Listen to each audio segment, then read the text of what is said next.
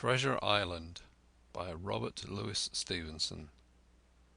Treasure Island by Robert Louis Stevenson. Read by Adrian Praetzellis. Santa Rosa, California, October 2007. To the hesitating purchaser.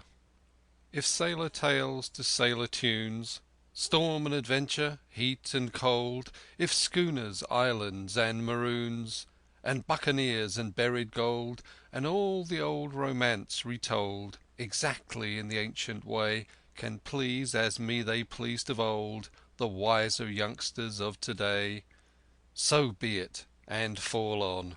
If not, if studious youth no longer crave, his ancient appetites forgot, Kingston or Ballantyne the brave, or Cooper of the Wood and Wave, so be it also, and may I and all my pirates share the grave where these and their creations lie. To Lloyd Osborne, an American gentleman, in accordance with whose classic taste the following narrative has been designed. It is now, in return for numerous delightful hours, and with the kindest wishes, dedicated by his affectionate friend, the author. Part 1. The Old Buccaneer. Chapter 1. At the Admiral Benbow. Squire Trelawney, Dr. Livesey, and the rest of these gentlemen, having asked me to write down the whole particulars about Treasure Island from the beginning to the end, keeping nothing back but the bearings of the island, and that only because there is still treasure not yet lifted, I take up my pen in the year of grace 17 and go back to the time when my father kept the Admiral Benbow Inn, and the brown old seaman with the sabre cut first took up his lodging under our roof. I remember him as if it were yesterday, as he came plodding to the inn door, his sea-chest following behind him in a hand-barrow.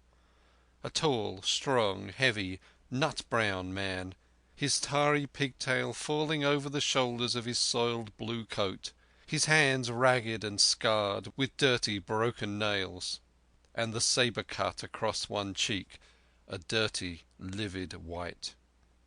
I remember him looking round the cove and whistling to himself as he did so, and then breaking out in that old sea song that he sang so often afterwards. 50 men on a dead man's chest, yo-ho-ho, and a bottle of rum, in the high old tottering voice that seemed to have been tuned and broken at the capstan bars. Then he rapped on the door with a bit of a stick like a handspike that he carried, and when my father appeared, called roughly for a glass of rum. This, when it was brought to him, he drank slowly like a connoisseur, lingering on the taste, and still looking about him at the cliffs and up at our signboard. "This is a handy cove," says he at length, "and a pleasant sitiated grog shop. Much company, mate?" My father told him no, very little company, the more was the pity. "Well, then," says he, "this is the berth for me. Here, you matey," he cried to the man who trundled the barrow, "bring up alongside and help up my chest. I'll stay here a bit," he continued. "I'm a plain man. Rum and bacon and eggs is what I want, and that head up there to watch ships off. What you mun call me? You mun call me Captain. Oh, I see what you're at. There!" And he threw down 3 or 4 gold pieces on the threshold. "You can tell me when I've worked through that," said he, looking as fierce as a commander. And indeed, bad as his clothes were, and coarsely as he spoke, he had none of the appearance of a man who sailed before the mast, but seemed like a mate or a skipper, accustomed to be obeyed or to strike. The man who came with the barrow told us the mail had set him down the morning before at the Royal George, that he had inquired what inns were along the coast, and hearing ours well spoken of, I suppose, and described as lonely, had chosen it from the others for his place of residence. And that was all we could learn of our guest. He was a very silent man by custom, All day he hung round the cove or upon the cliffs with a brass telescope. All evening he sat in the corner of the parlour next the fire and drank rum and water, very strong. Mostly he would not speak when spoken to, only look up sudden and fierce, and blow through his nose like a fog-horn, and we and the people who came about our house soon learned to let him be. Every day when he came back from his stroll he would ask if any seafaring men had gone by along the road. At first we thought it was the want of company of his own kind that made him ask this question, but at last we began to see he was desirous to avoid them.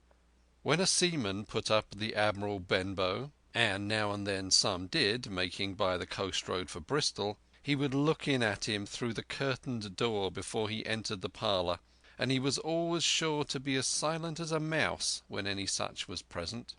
For me, at least, there was no secret about the matter, for I was, in a way, a sharer in his alarms. He had taken me aside one day and promised me a silver fourpenny on the first of every month if I would only keep my weather eye open for a seafaring man with one leg, and let him know the moment he appeared. Often enough, when the first of the month came round and I applied to him for my wage, he would only blow through his nose at me and stare me down, but before the week was out he was sure to think better of it, bring me my fourpenny piece, and repeat his orders to look out for the seafaring man with one leg. How that personage haunted my dreams I need scarcely tell you. On stormy nights, when the wind shook the four corners of the house and the surf roared along the cove and up the cliffs, I would see him in 1,000 forms and with 1,000 diabolical expressions. Now the leg would be cut off at the knee, now at the hip. Now he was a monstrous kind of a creature who never had but one leg, and that in the middle of his body. To see him leap and run and pursue me over the hedge and ditch was the worst of nightmares, and altogether I paid pretty dear for my monthly fourpenny piece in the shape of these abominable fantasies. But though I was so terrified by the idea of the seafaring man with one leg, I was far less afraid of the captain himself than anybody else who knew him.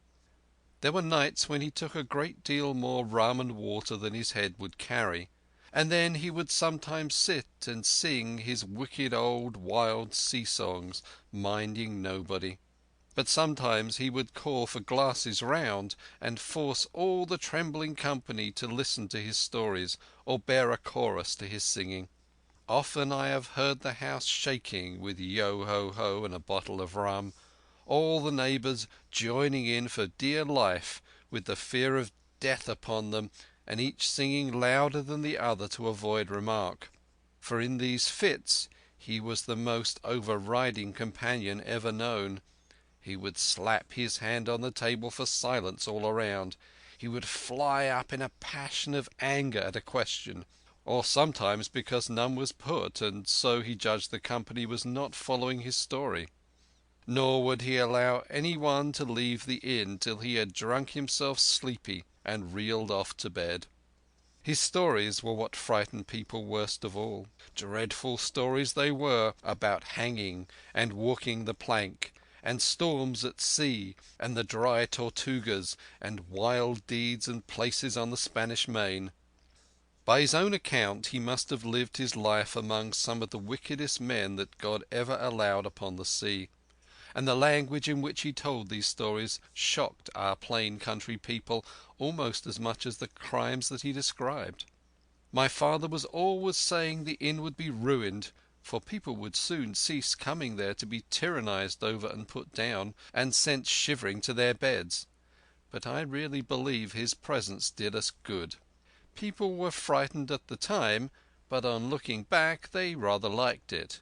It was a fine excitement in a quiet country life, and there was even a party of the younger men who pretended to admire him, calling him a true sea-dog and a real old salt, and such like names, and saying there was the sort of man that made England terrible at sea. In one way, indeed, he bade fair to ruin us, for he kept on staying week after week, and at last month after month, so that all the money had been long exhausted, and still my father never plucked up the heart to insist on having more. If ever he mentioned it, the captain blew through his nose so loudly that you might say that he roared, and stared my poor father out of the room. I have seen him wringing his hands after such a rebuff, and I am sure the annoyance and the terror he lived in must have greatly hastened his early and unhappy death. All the time he lived with us the captain made no change whatever in his dress but to buy some stockings from a hawker. One of the cocks of his hat having fallen down, he let it hang from that day forth, though it was a great annoyance when it blew. I remember the appearance of his coat, which he patched himself upstairs in his room, and which, before the end, was nothing but patches. He never wrote or received a letter, and he never spoke with any but the neighbours, and with these, for the most part, only when drunk on rum. The great sea-chest none of us had ever seen open. He was only once crossed, and that was toward the end, when my father was far gone in a decline that took him off. Dr. Livesey came late one afternoon to see the patient, took a bit of dinner from my mother, and went into the parlour to smoke a pipe until his horse should come down from the hamlet, for we had no stabling at the old Benbow. I followed him in, and I remember observing the contrast. The neat, bright doctor, with his powder as white as snow, and his bright black eyes and pleasant manners, made with the coltish country folk, and above all that filthy, heavy, bleared scarecrow of a pirate of ours, sitting far gone in rum, with his arms on the table. Suddenly he, the captain that is, began to pipe his eternal song. 15 men on a dead man's chest, yo-ho-ho, and a bottle of rum. Drink and the devil have done for the rest, yo-ho-ho, and a bottle of rum. At first I had supposed the dead man's chest to be that identical big box of his upstairs in the front room, and the thought had been mingled in my nightmares with that of the one-legged seafaring man. But by this time we had all long ceased to pay any particular notice to the song. It was new that night to nobody but Dr. Livesey, and on him, I observe, it did not produce an agreeable effect, for he looked up for a moment quite angrily before he went on with his talk to old Taylor, the gardener, on a new cure for rheumatics. In the meantime the captain gradually brightened up at his own music, and at last flapped his hand upon the table before him in a way we all knew to mean silence. The voices stopped at once, all but Dr. Livesey's. He went on as before, speaking clear and kind, and drawing briskly at his pipe between every word or two. The captain glared at him for a while, flapped his hand again, glared still harder, and at last broke out with a villainous oath. "Silence there between decks!" "You were addressing me, sir?" said the doctor, and when the ruffian had told him with another oath that this was so, replied, "I have only one thing to say to you, sir, that if you keep on drinking rum, the world will soon be quit of a very dirty scoundrel." The old fellow's fury was awful. He sprang to his feet, drew and opened a sailor's clasp knife, and, balancing it open on the palm of his hand, threatened to pin the doctor to the wall. The doctor never so much as moved. He spoke to him as before over his shoulder, and in the same tone of voice, rather high, so that all the room might hear, but perfectly calm and steady. "If you do not put that knife this instant into your pocket, I promise, upon my honour, you shall hang at the next assizes." Then followed a battle of looks between them, but the captain soon knuckled under, put up his weapon, and resumed his seat, grumbling like a beaten dog. "And now, sir," continued the doctor, "since I now know there's such a fellow in my district, you may count I'll have an eye upon you day and night. I'm not a doctor only, I'm a magistrate, and if I catch a breath of complaint against you, if it's only for a piece of incivility like tonight's, I'll take effectual means to have you hunted down and routed out of this. Let that suffice." Soon after, Dr. Livesey's horse came to the door, and he rode away. But the captain held his peace that evening, and for many evenings to come. End of Chapter 1. Chapter 2. Black Dog appears and disappears. It was not very long after this that there occurred the first of the mysterious events that rid us at last of the captain, though not, as you will see, of his affairs. It was a bitter cold winter, with long hard frosts and heavy gales, and it was plain from the first that my poor father was little likely to see the spring. He sank daily, and my mother and I had all the inn upon our hands, and were kept busy enough without paying much regard to our unpleasant guest. It was one January morning, very early, a pinching, frosty morning, the cove all grey with hoarfrost, the ripple lapping softly on the stones, the sun still low and only touching the hilltops, and shining far to seaward. The captain had risen earlier than usual, and set out down the beach, his cutlass swinging under the broad skirts of the old blue coat, his brass telescope under his arm, his hat tilted back upon his head.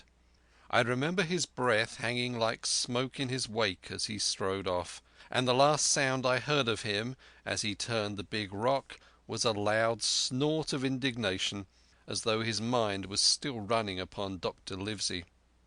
Well, mother was upstairs with father, and I was laying the breakfast table against the captain's return, when the parlour door opened, and a man stepped in on whom I had never set my eyes before.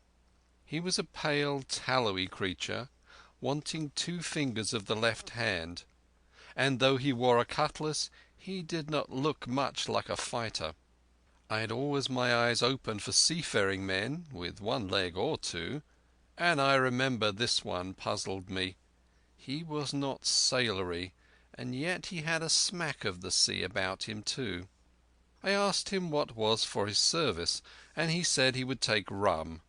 But as I was going out of the room to fetch it, he sat down upon a table and motioned to me to draw near. I paused where I was with my napkin in my hand. "Come here, sonny," said he. "Come nearer here." I took a step nearer. "Is this here table for my mate Bill?" he asked with a kind of leer. I told him I did not know his mate Bill, and this was for a person who stayed at our house, whom we called the captain.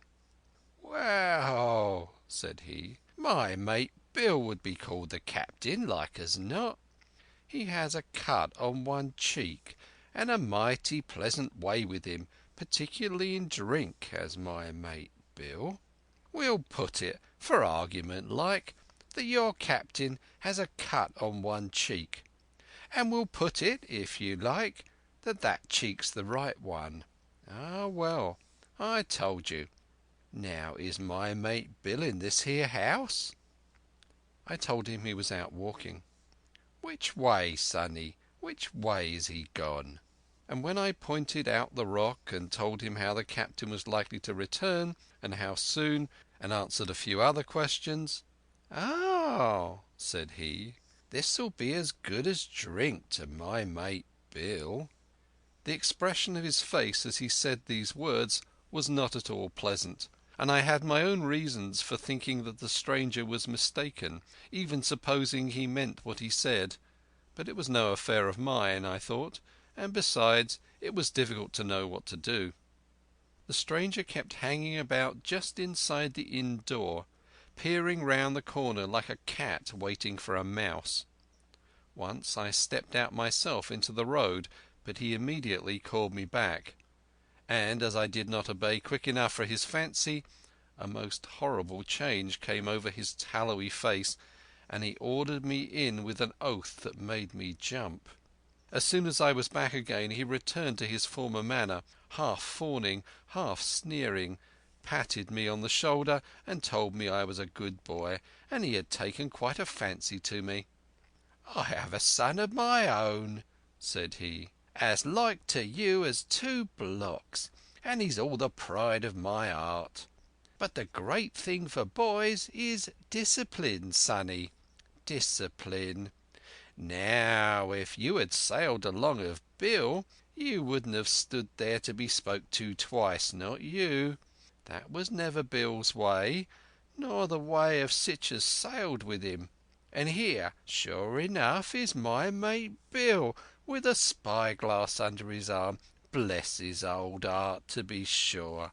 You and me just go back into the parlour, sonny, and get behind the door, and we'll give Bill a little surprise. Bless his heart, I say again."